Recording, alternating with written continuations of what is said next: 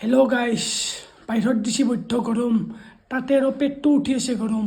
ভাবলোঁ অলপ পন্তা ভাতকে খাই দিওঁ, বা পঁইতা ভাত বুলিও কয় লিখিত আকাৰত। বলকচোন এই পঁইতা ভাত পান্তা ভাতটো বাৰু কিনকে বনায় মই আপোনালোকক কৈ আছোঁ।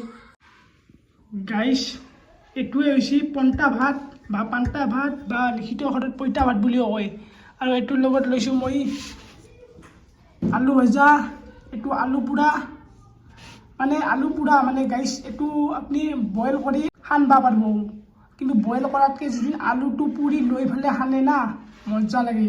এতিয়া জুই ধৰিব ক'ত, গেছতে পুৰি দিছোঁ। আৰু এইখিনি হৈছে পিঁয়াজ আৰু দালি বটা, কৰ্দৈ হীৰা জ্বলাৰ আচাৰ। গাইছ, এইটো হৈছে কৰ্দৈ হীৰা জ্বলাৰ আচাৰ। এই বহুত ল'ব নোৱাৰে, এনাই পেট গৰম আৰু বেছি গৰম উঠি যাব।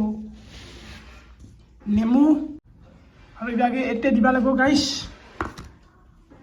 নিমখ দিব লাগিব।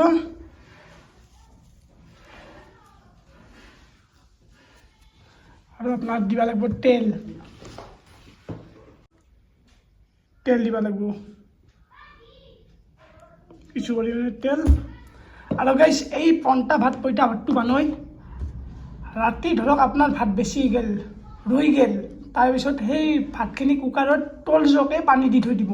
আৰু ৰাতিপুৱা কুকাৰৰ পৰা উলিয়াই পেলাই ভাতখিনি ধুই পেলাই এনেকৈ নিমখ তেল আৰু আপোনাৰ যি ভাল লাগে সেই অনুযায়ী চাটনি তাটনি বানে আপুনি খাই চাব কেতিয়াবা, বিৰাট মজা লাগে। পেটো ঠাণ্ডা হয় আৰু বিৰাট মজাও লাগে। গাইছ, এইটো মই বহুত এই সৰুতে খাইছিলোঁ তোক, আৰু আজি খাব আনিছোঁ। আৰু গাইছ, এই সানি ল'লোঁ।